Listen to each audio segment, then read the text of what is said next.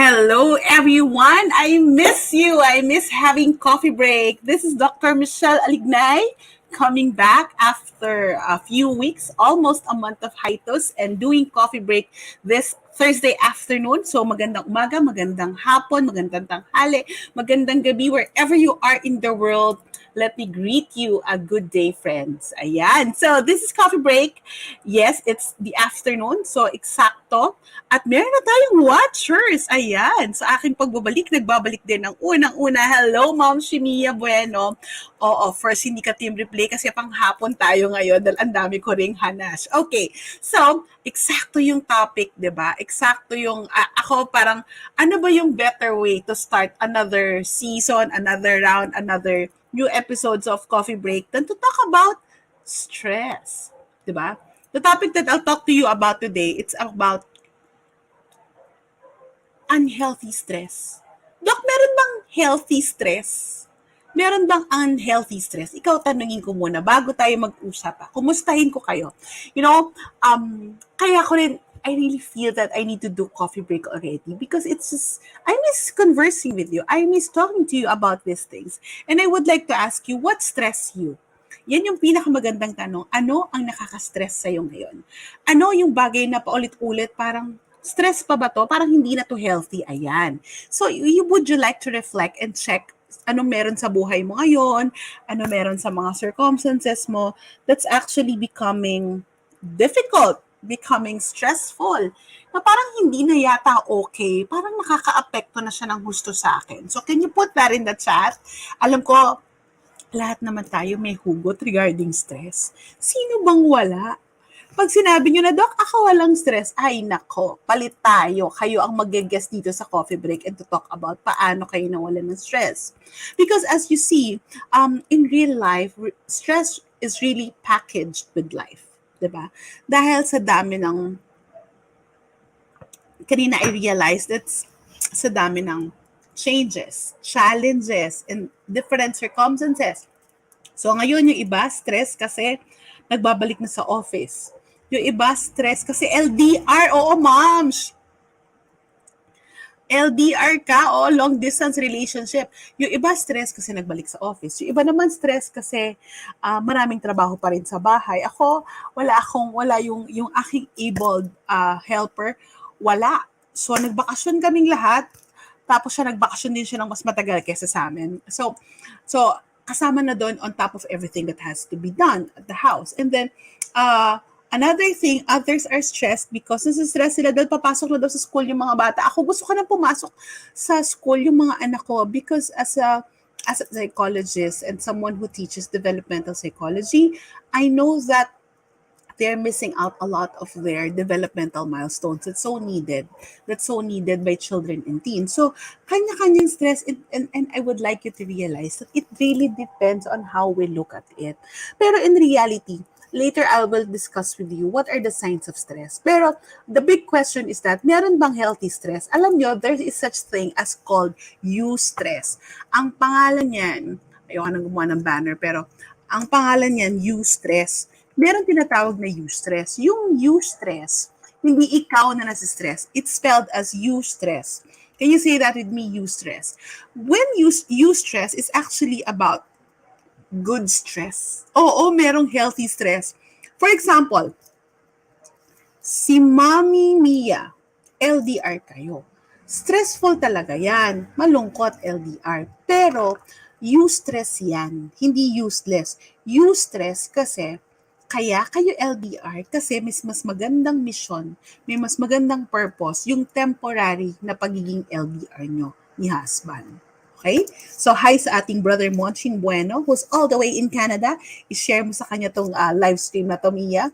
So, kaya nangyayari yan, kaya you need to undergo that eustress. It's because it's part of the change that's happening in your life, in your circumstances, pagiging LDR, and I'm sure may mga makaka-relate sa atin. Another kind of eustress, pag kinasal, di ba pag ikakasal during the wedding, stressful ang preparations. Pag kinasal ka na, meron naman stress kasama ng adjustment, but it's part of that. Another thing, pag nanganak, gustong-gusto mong magka-baby, pero alam mo pag nanganak ka, wala kang tulog.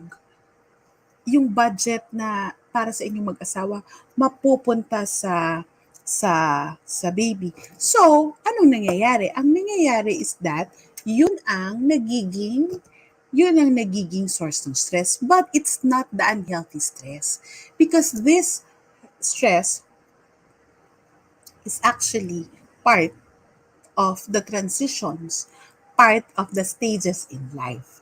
Ano naman yung unhealthy stress? Ayan, meron nagsabi dito, si Anyo Labak, husband is not helping financially. I'm so sorry to hear that. I left him but I'm asking for co-parenting. Kid still needs him. Yes, pero kung hindi naman tumutulong, ay malaki talagang stress yan kasi we all need the finances that we can get.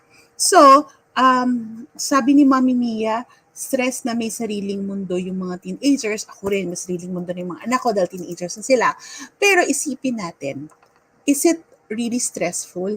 No, it might be because of how we're looking at it. Because we would like to control them the same way that we're controlling them when they were younger. But in reality, parte kasi yan ng buhay. So in the whole spectrum of family life development and in the human developmental spectrum, sorry, naging lecturer mode ako. Yung eustress, kasama yan sa transitions at kasama yan sa stages na pinagdadaanan natin sa buhay. Okay, ayan. Stress, sabi ni Cindy, stress due to new career path. Yeah, but that's for growth. So if you look at it, the accompanying stress, it's simply because of it's part of the package. It's part of a good package. It's part of a change. It's part of something that you will. So, saan naman papasok yung unhealthy stress? Yung unhealthy stress, it's in a study that was done in 2020, it's called Stress in America. I know this is not uh, this is not ours. It's a study abroad, but the realities there hindi naman malayo sa atin.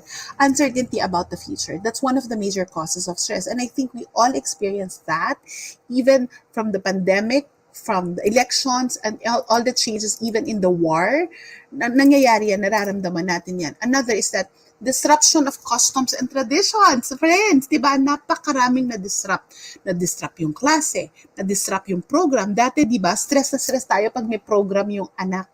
Filipino Day, ano pa, United Nations, Christmas party, kailangan ng costume. Ako, for one, parang I want to make sure that my kids have what they need whenever we have that, whenever they would have that. Pero lahat 'yon, 'di ba? Nagbago yung mga bagay. So, there's disruption of customs and tradition, even birthday parties, even how we celebrate Christmas, celebrate graduation, all the celebrations that we have. There is like that kind of disruption. Another, I think si Mami Mai makaka-relate dito, pati si Mami Mia, dahil alam ko yung mga buhay-buhay nitong mga friendships kong to. Caretaking overload and burnout. Sino sa inyo dahil sa kaalaga sa iba talagang pagod na pagod na? Taas ang kamay. Hindi naman to sinasabi na maliit lang inaalagaan. Minsan mga taong hindi naman dapat alagaan, nagpapaalaga pa. At minsan din naman, it's really our senior parents, the elderly, kailangan natin asikasuhin. And because everything happens at home, we don't have that breather. We don't have a way to really experience something different.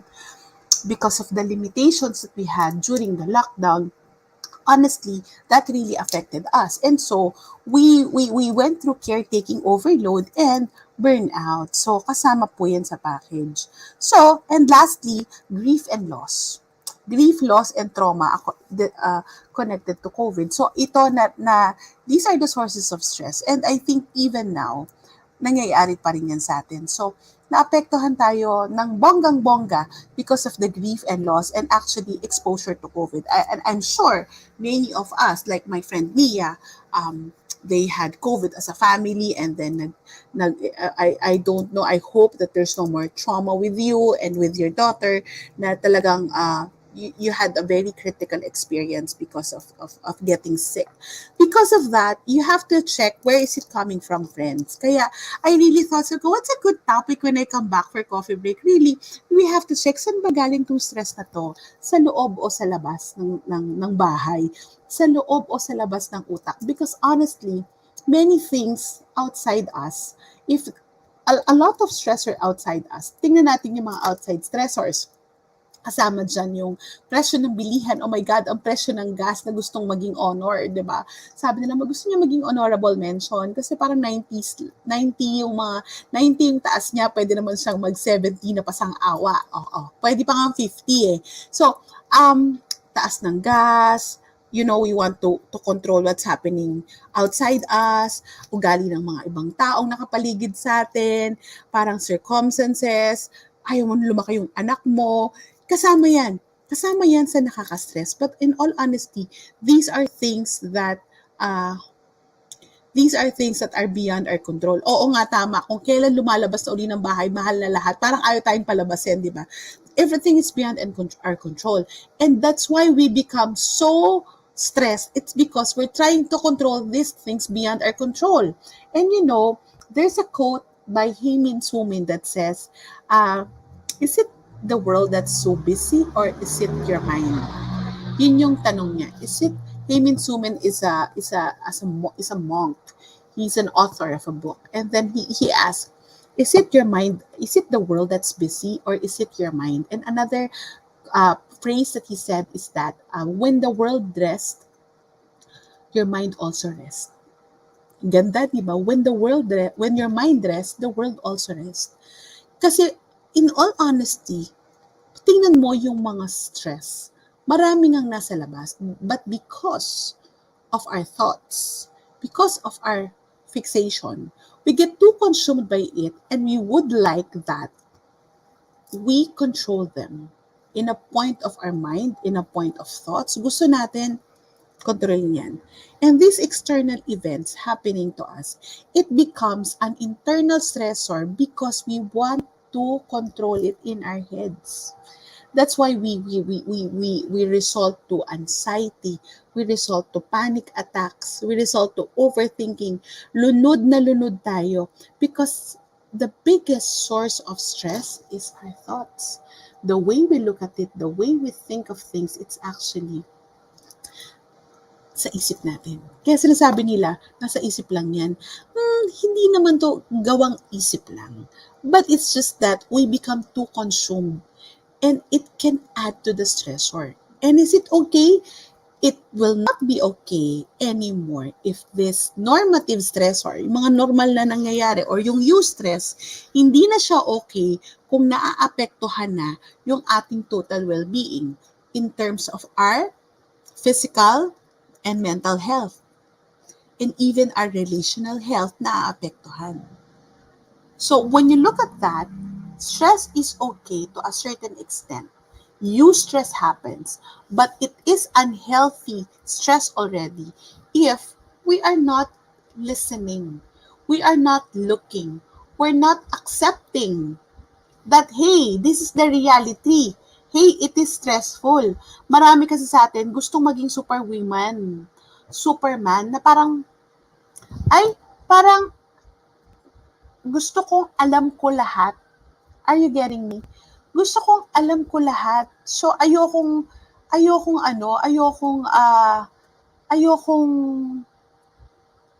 aminin na hindi ko kaya. Are you getting that? Ayokong aminin na hindi ko kaya. So, papakita ko, okay lang ako. So, we try to show the world that we're okay. But in reality, we just don't want to admit that this something, it's already stressing us. It's already posing challenges to our relationships. It's already posing a risk to our mental health. It's already making us sick physically and emotionally. So, friends, nasan kayo dito? Nasaan tayo dito? Let's reflect about this. How is your relationship with your stress? Inaamin mo ba siya? Or yung iba naman, ang tendency, yung iba, they carefully look at it and they let it guide them to proper ways on doing things. But others, ang ginagawa naman nila, para nagiging biktima na lang sila ng stress. At lagi na lang silang nagtatago behind the badge. Lagi na lang sila sabi, stress ako, ang dami kong concern, ang dami kong hanash. Yan. Friends, remember, what we focus on grows. So if what we focus on grows, GROWS, hindi gross. So come to think of it, ayan, may love-hate relationship kami ng stress. Yes, totoo.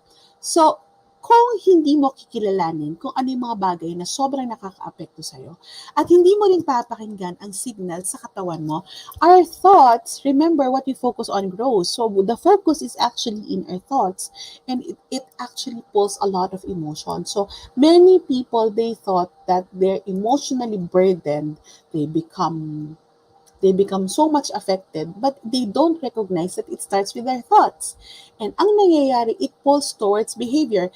I just had a webinar and I talk about this. That's why this is a fitting topic for you also. Ang tanong ko doon, it's anong nangyayari sa'yo pag stress? So, ang maraming sumagot, irritable. Ewan ko kung ganun din kayo. Nagiging irritable ba kayo pag stress? Because that's an indicator. And when your body and when your being indicates or shows signs that you are stressed, you listen to it. Hindi mo naman magpapaka-emote at magpapaka-inerte dahil stress ka. What you just need to do is to simply acknowledge na, yes, stress na pala to. Okay, so how can I help myself? That's the goal. The awareness will actually move you to action. The awareness will actually help you align your mind, body, and spirit. Wait, teka, feeling ko okay lang ako. Ay, kasi parang dinideny ko pala. Yan. So, di ba, ang ganda na maging totoo. And I think awareness will also make you authentic. So, when we are stressed, these are the things that we should note. Because stress can affect our whole being. Too much stress can get to us. If we allow stress to get to us, as I said, stress is normal part of human beings, our human lives. But if you allow it to get to you, it becomes chronic, it becomes unmanaged, it can lead to other problems, including depression, anxiety, exhaustion, physical illness, napakaraming nakapalibot dyan, burnout. And so the first step to actually addressing it, managing it, is to be aware of it and acknowledge, yes, I am stressed. Gusto ko yung quote mo, Mami Mia. Stress signals me to step back from the situation. Time first muna. Correct. Kaya pag sobrang irritable, alam niyo meron akong indicator dito eh. Pag sobrang irritable na kayo na hindi niyo malaman, hindi niyo naman kayo magkaka-period, itong mga ladies na nandito, it's actually a signal. So, when I'm so tense and stressed, I call it, I'm too compressed, I tell my kids and my husband, layo muna ha, layo muna kayo kung ayaw niyo masaktan. Layo muna kayo kung ayaw niyo masaktan because I'm becoming too irritable already. So, look at your body and your behavior. So these are the signals. These are the stress signals according to the Stress in America study in 2020. So what are the stress signals? The body and the behavior. Muscle tension. Ayan, kala nyo, lagi ka, hindi, kapamasahin naman ako eh. Nagtatago lang tayo behind na gusto natin magpamassage. Pero in all honesty, stress na tayo. So pag sinabi, lagi akong may frozen shoulder, carpal tunnel, stress yan. Stress yan. So, pinakinggan mo ba? Nagpahinga ka ba? Hindi. Pinamasahe mo lang, pero tuloy pa rin yung trabaho mo. Okay. Poor sleep. Hindi dahil sa kanin Netflix. Dahil gusto mong malunod sa kanin Netflix or kaki-K-drama because hindi ka matulog ng maayos. And what is that? What is that thing telling you? Poor sleep. Ay, hindi ka natutulog ng maayos, you're not addressing the root of the problem. Another, headache. Ayan, I think this is common. Yung at sakit-sakit na ng ulo. Ako, pag nasobrahan yung katawan ko, when I feel the physical exhaustion, para akong lalagnatin. Masakit yung ulo ko, tapos para akong lalagnatin. Yung pag talagang extremely pagod ako. Yung hindi naman ako mainit, pero ang init ng katawan ko sa loob, ayun. Yun, headache and that body warmth. Another, digestive problem, nag-LBM or nako-constipate. Totoo yan. Drug and alcohol use, of course, ito kitang-kita natin, and social withdrawal. So that's the body and behavior signal that we are stressed. And then, let's look also at the mind. What are the signal that your mind, it's overly loaded? It's no longer healthy. O, di ba sabi mo, may migraines come back kapag stress ako. First symptom ko yan. So, before we go to the mind, let me just, alam nyo, ang favorite line na laging tinatanaw ng kaibigan kong doktor, pangalanan natin siya na si Doc Didoy Lobaton. Ang laging sinasabi ni Didoy is that, what is your body telling you? So, minsan, yung katawan natin nagsasalita. And when our body speaks, it's actually telling us that it is stress, it's no longer okay, it's unhealthy. So, sometimes our tendency ay, dadaanin ko na lang sa pamasahe, dadaanin ko na lang dito, but actually, we're not addressing the root of the problem. And that is the way we work, the way we deal with stress. But we're just alleviating the symptoms. So, whenever your body and your behavior would tell you that you're stressed, please listen to what your body is telling you. Next, our mind. Our mind has a way of telling us cluttered thoughts. Ano tong cluttered thoughts? Yung punong-puno yung isip, this happens a lot to me. Parang punong-puno yung isip. That's why it's very powerful for me to write everything down. So really, I have a planner. I have a big planner here in my table. Kailangan ko isulat, lalo na kung madami, yung iniisip ko. Para unti-unti ko siyang nadedeclog. Para I know what to focus on. And next, feeling scattered. Ano sa Tagalog yung feeling scattered? Hintayin ko yung sagot nyo.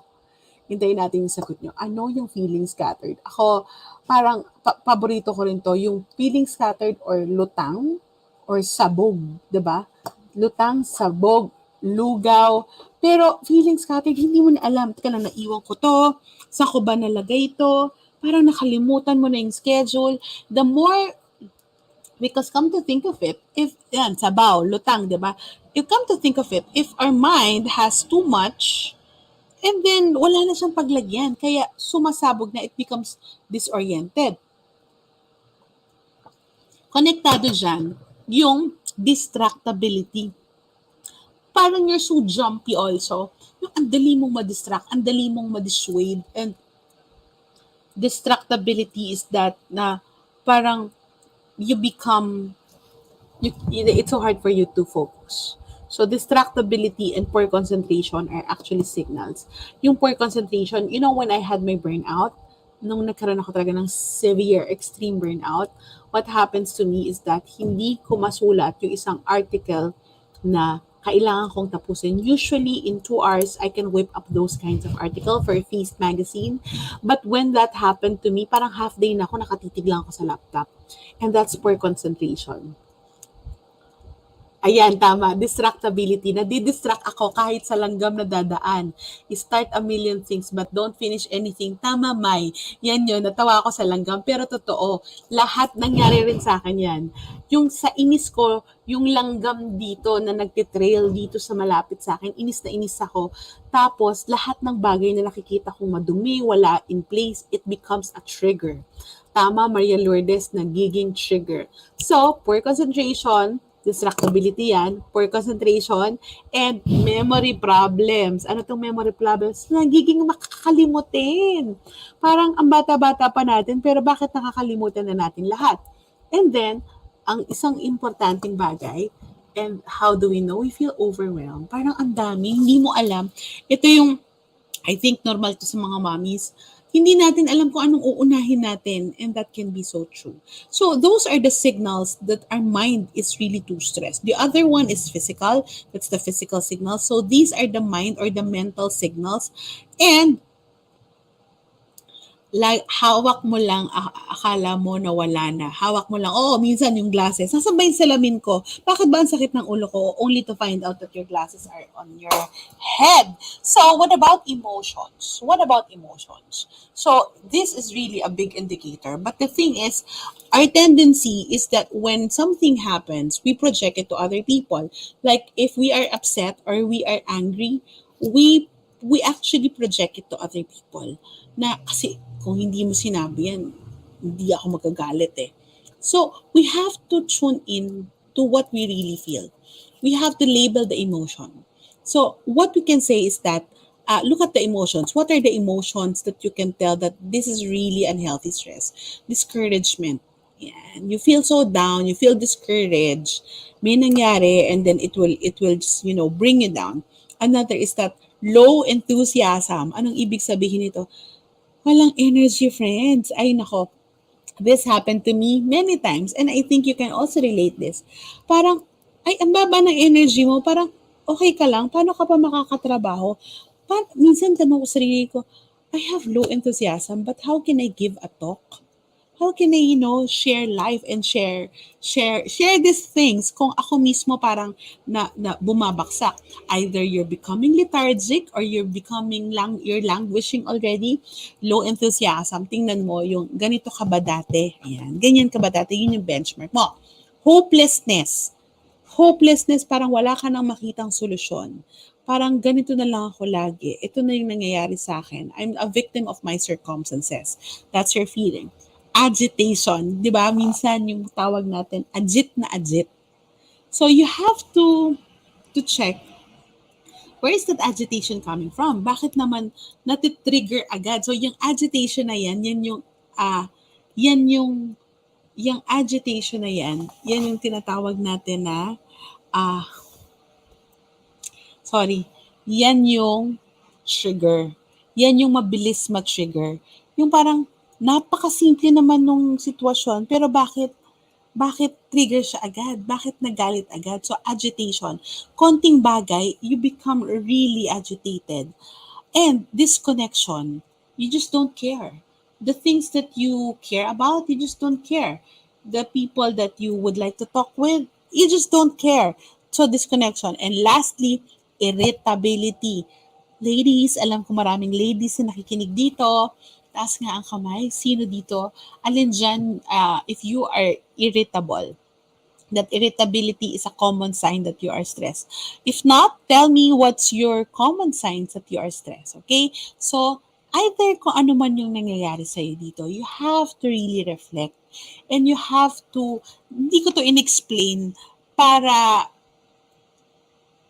lang malaman nyo. Inexplain ko to para you have to reflect sa sarili mo. And when this signals, either signal of the body, signal of the mind, or signal of your emotion is telling you, hey, you're no longer okay. You're severely stressed. But how are you trying to help yourself? Have you considered sitting down and reflecting na parang, teka lang, tinulungan ko na ba yung sarili ko dito? Somebody saying that sa work ko, I'm talking and providing solution to others. Tapos in real life, wala akong gana. Parang need mo mag-transition because you need your work. Kaya there are times madali ma-irritate. Yes, so you have to learn how to address yourself. You have to check, where is my energy going? Is it going to the stress or is it going to myself? Because if we're focused only on trying to change the situation, inaaway lahat ng tao, nagagalit sa kasi naman ito dito sa atin sa Pilipinas ganyan. So we're trying to beat the situation, the circumstances around us. We're trying to focus on the external. We're trying to change the external matters around us. It's gonna be hard because, as I said earlier, these things are way beyond our control. But we need to refocus our energy, especially in this time that our well-being and mental health are at stake. Stress will always happen, pero kailangan na nating matutunan na wag nang intayin that everything will be in perfect condition. We have to support ourselves. Friends, this is more than self-care. Hindi lang to self-care. I love talking about self-care, but it's actually ang tawag ko dito, self-advocate. You have to protect yourself. You have to put the proper self-support. I call it self-support measure. Kailangan mong tulungan yung sarili mo so that it will be easy for you. Not easy. You can actually be sustained and have more to give when you support the people you love. When you do your work, for example, there's stress in your work. And hindi nyo napansin, the more that there's stress and the more na nagagalit tayo, naiinis tayo, yun na lang yung lagi nasa isip natin. And the more we get consumed by it, the more tayo mabilis magkasakit, hindi matulog, bababa yung resistensya, irritable. Kasi yun yung we allow the stress to consume us. So our resources are going to the stress. But let's shift the perspective. Let's allow the stress to check us so we can advocate for ourselves. So paano yun? Find and do new possibilities to support yourself. Can you all say with me, support yourself? Hoy, sabihin mo sa sariling pangalan mo, Mia, supportahan mo yung sarili mo. Magdrama kung kailangan, iyakan mo kung kailangan, iwanan mo yung kailangan, pero kung kailangan mong may gawin, simply to save your sanity, simply to be healthy at that time, go. You need to support yourself. For example, what are the self-support strategies? Tingnan natin kanina, kung meron tayong mind, body, and emotions, ganun din ang kailangan nating tingnan. So your body and behavior, do something that your body will thank you for. One is to exercise, di ba? One is to exercise. Plan your day para hindi lahat ng oras mo napupunta dun sa mga bagay o sa mga taong hindi ka naman tinuring na essential. And there are days that you need to take it slow. Honestly, people ask me, how come you are efficient? Sabi ko, I know what to say no to. Hindi ko lahat oo-ohan. Pangalawa, I take some days as slow days. Today, I'm really full. But that's why I started late today. Bakit ngayon ka lang, Doc? Ba't ngayon ka lang nag-coffee break? Because I took slow days for the past weeks. Nagbakasyon ako at hindi ko lang agad pinilit yung sarili ko kasi I feel that I have given a lot with work, with you guys, but so, punuin ko muna yung sarili ko. So, for me, my body is speaking to me. I need to take care of my body. I need to take care of my health. So, yun na lang muna. So, plan days well, take slow days if needed, and please go and exercise. And ito behavior na to, tama yung sabi mo, May. Say no to people. Say no to people. Say no to people na hindi ka naman talaga, na lagi ka na lang kailangan, pero in reality, baka naman nagiging overly dependent na sa'yo itong mga taong to. So, please do that. Exercise regularly, sleep well. Sleep 7 hours a day. A day, 7 hours. And eat good food. Plus, do something for yourself that you'll be uplifted. So, is it reading a book? Is it listening to good music? Hindi naman kailangan mahal. Dito papasok yung mga self-care strategies that I've been sharing with you guys. So, your body will actually help tell, stress pa ba ako? So, yung unhealthy stress, pwede naman hindi maging chronic stress if you can address this. And your mind, check if it's unhelpful thoughts. Ito pumapasok sa isip ko, pero pwede naman pala na pwede naman pala na what do you call this? Pwede naman na hindi ko pala to gawin. Pwede pala na hindi ko patulan. So, you can actually think about that. So, recognize unhealthy thoughts. Hindi lahat ng bagay at ng tao bibigyan mo ng free parking space sa utak mo. Kasi baka wala ng space dyan para sa mga importanteng bagay, pati sa sarili mo. And do not overthink. If you can, do not overthink. The worries of tomorrow has problems of its own. Sabi yun sa Bible, do not worry about tomorrow. Yes, it's good to plan. Yes, it's good to forecast. But we don't too consumed about the worries of tomorrow. And ito, I like this. Protect your peace by focusing on what's needed. Diba minsan parang meron tayong in a dilemma? Pag ginawa ko to, ano mangyayari sa akin? Will this situation take away my peace? Matutulog ka ba sa gabi? Kung matutulog ka sa gabi, go. Kung hindi at mababagabag ang iyong konsensya, I think it's high time that you check. Where is the posture of my spirit? Gusto ko ba talaga makatulong or ayaw mo lang may masabing iba? Yan. So, yan yung mga sitwasyon yan. And lastly, your emotions. you have to recognize and accept your emotions. Kung nararamdaman mo naiinis ka, yes, naiinis talaga ako. So what is this telling me about myself? Is it insecurity? Is it fear? So, yan. Our emotions is a way of talking to us. And last point, last 2 points. If you would like to support yourself rather than your stress, if you would like to be healthy despite stress, engage in better self-care strategy. Tama yan. Hindi mauubos ang stress pero tayo mauubos. Lagi ko yan sinasabi sa coffee break. Hindi mauubos ang bagay na gagawin, tayo mauubos. Unahan na lang. Sana wag tayong maunahan ng sakit. Sana wag tayong maunahan ng mental health breakdown. So you have to engage in better self-care strategies and most importantly, friends, deepen your faith life. Do something that your body and your soul will thank you for. You have to deepen your faith life. You recognize, kaya tayo nasa-stress kasi sometimes we want to become God. Diba? We want to become God. Gusto natin na parang, ay, hala, gusto kong kontrolin yung mga bagay na to, pero hindi naman sa atin yan. So we're becoming so stressed because we want to control even God. So please have a deeper faith life. We know when it's time to surrender. We know when it's time to follow and to obey whatever He wants for our lives. So, friends, babalik ako dun sa quote na sinabi ko. According to Heimin Suman, when our mind rests, the world also rests.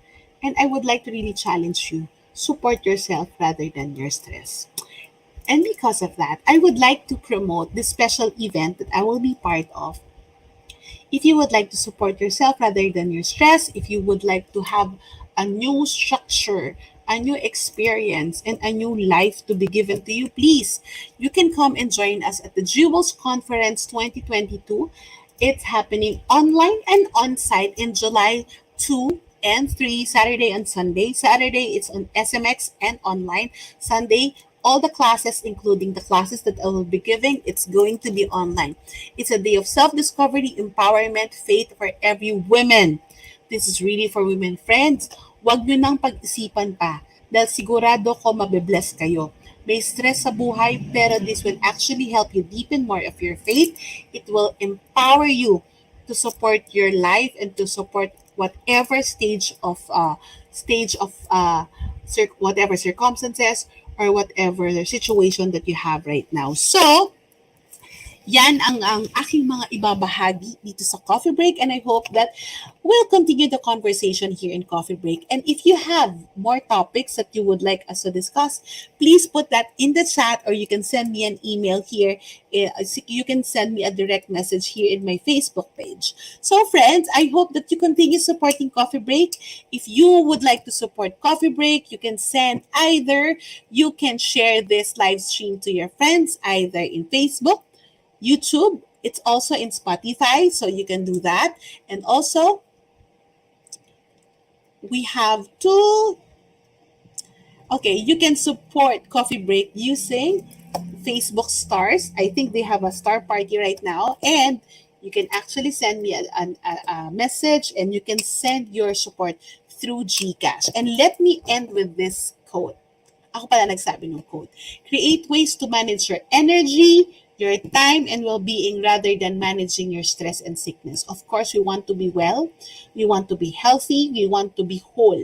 So please, friends, find new ways to be healthy and to look at stress as a way of telling you something. Don't let it be unhealthy stress. Make yourself healthy so you can actually live a better life and be more fulfilled in the roles that you play in your life. This is Dr. Michele Lignay. It's nice to just, chika again with you. Share with me your comments, share with me your stresses, share with me your big takeaway, please. Pakilagay dyan sa comment, ano dyan yung natutunan mo, ano dyan yung takeaway mo for today. Please share it in the comment section. So magandang araw sa inyo. See you again next week here at Coffee Break with Dr. Michele.